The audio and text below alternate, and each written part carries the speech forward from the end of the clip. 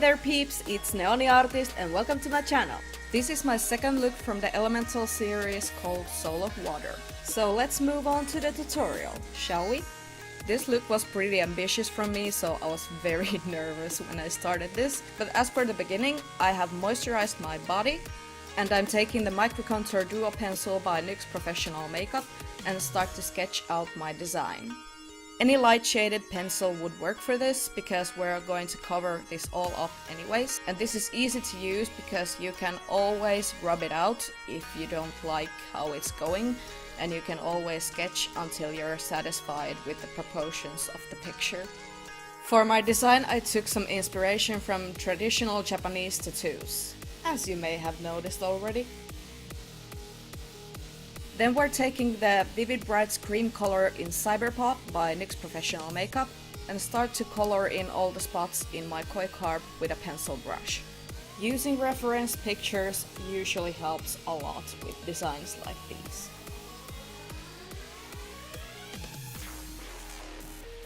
To set the cream color, I'm using the Duochromatic Illuminating powder by NYX Professional Makeup in Synthetica to get a gorgeous metallic look and start to stipple it on with the same brush.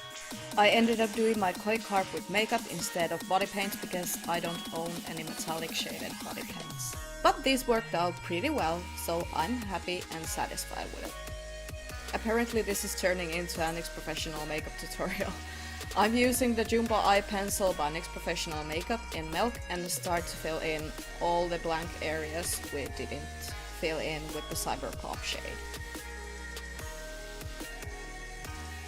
Then I'm taking the Shimmer Down pigment in Platinum by NYX Professional Makeup and start to set the Jumbo Eyepencil with a shader brush by BH Cosmetics. If you can see the reflection from the camera doesn't pick this color up that nicely that it looks in person, but it is so gorgeous, you can't even imagine. Can we take a moment and just appreciate this beautiful palette by Certifeye? I just got my hands into this and I am so excited to try it out today. So I'm starting off with the shade Typhoon, the grey one, and start to add some shadings to my koi carp. I'm using an angled brush by Morphe. The grey shade seems to have a tiny bit of fallout, but might be also the brush I'm using, but the pigment is there and it seems to be quite nice.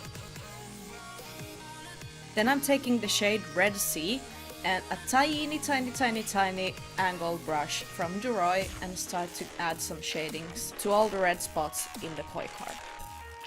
This shade is so freaking beautiful and it is pigmented and very bright. If you're in search for a bright red, this is for you. Then we're kicking it off with body painting. I'm using the Diamond Effects Essential Palette and a Mehron Paradise Aqua paint in white.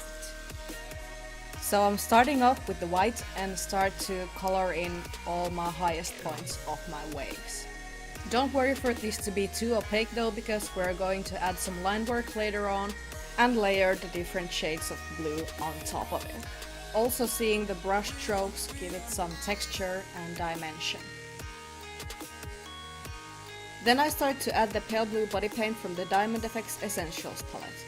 I use flickering motions to blend it roughly into the white, simultaneously giving the wave a three-dimensional look and depth.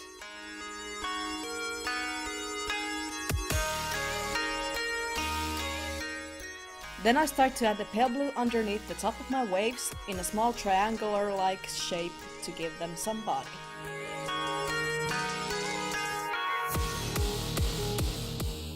As the last step with the same shade, I'm giving the background some highlights. Just doodle them in any direction you want, but make sure they are evenly spaced out from each other and move in the same direction.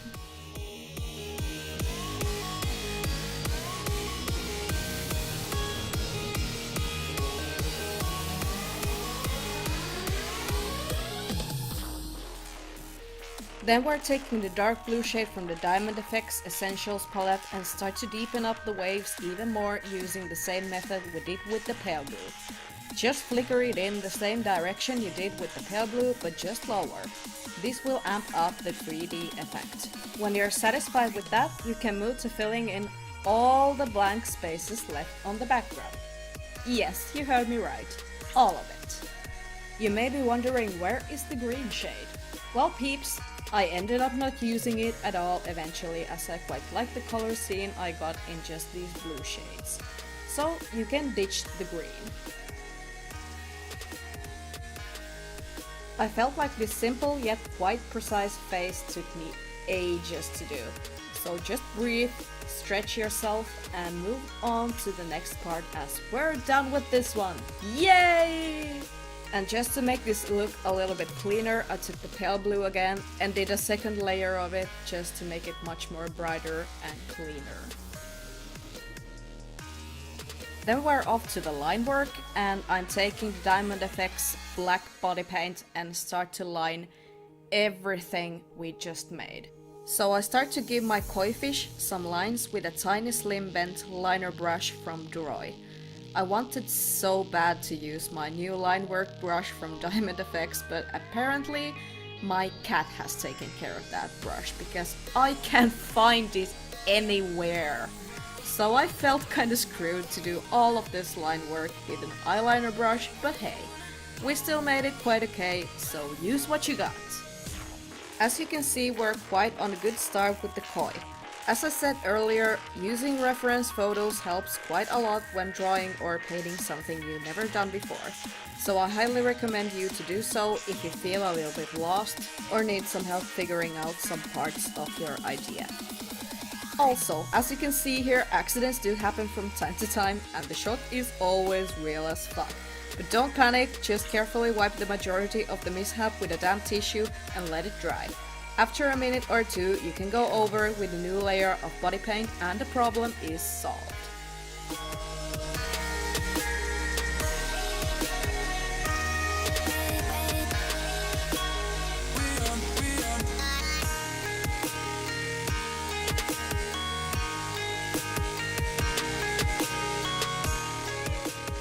Then we can finally do a little happy dance because we're all done with the body paint part. Then adding some black tie-dye mini scleros from Up to Christmas. I highly recommend these and you can use my code NEONIA to get a small discount with your purchase. Then you can slap some primer onto your face. I'm using the skin-based Visage primer from MAC. Let me zoom you in though. Come closer. Then I'm taking the Makeup Forever Ultra HD foundation stick in Y225 and smear it all over my face. Looking cute and all. Then we're taking a beauty blender and start to blend all your shit together.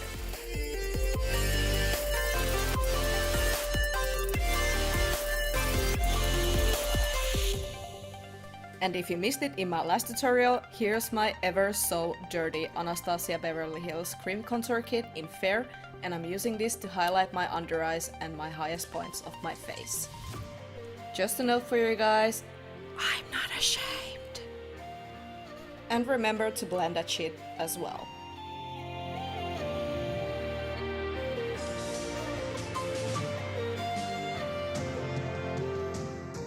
Awakening to the powder cloud, nearly choking to death, I'm using the Makeup Store's loose powder and melt to set and brighten up my highlighted areas even more, using my beauty blender to pack a punch.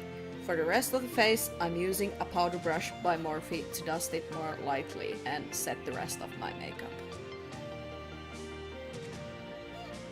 Can we get an ah? As we're back to the Tropical Wonders palette again. Taking the shade Atlantic with an angled brush from Certifeye and start to contour my face. I ended up switching the brush to a Morphe brush as it was too flimsy to blend properly. Then taking the shade Coast, and I'm using this as a transition shade in my crease, and I also blend it down the bridge of my nose.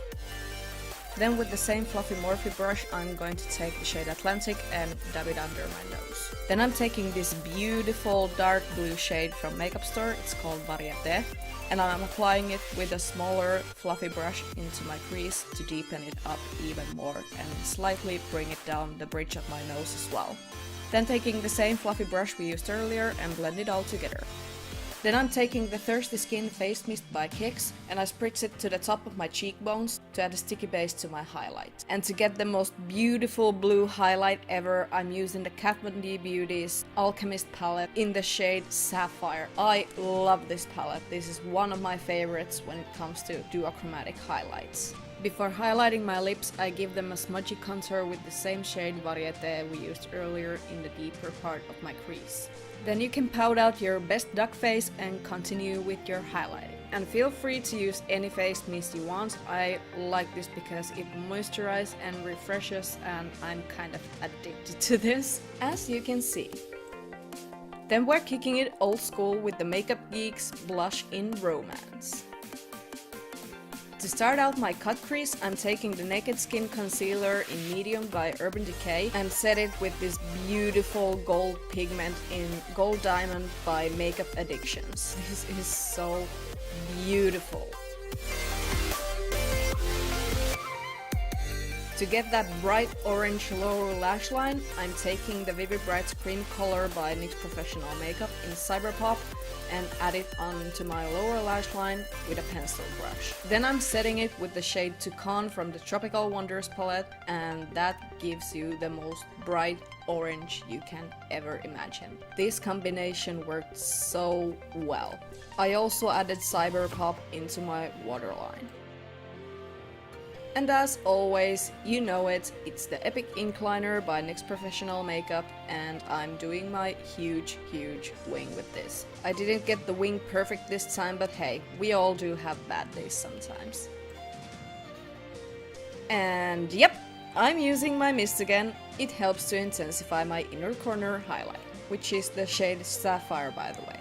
Then I'm taking the Bad Gal Bang Mascara by Benefit and I'm adding it to my upper lashes. Then I'm taking the pale blue shade from the Diamond FX Essentials palette, and with the Zoeva bent liner brush I am drawing on some hair strokes onto my brows. Then adding the shade Cyberpop in the inner part of my lips, keeping the shade most vibrant in the middle part of my lip, and blend it out.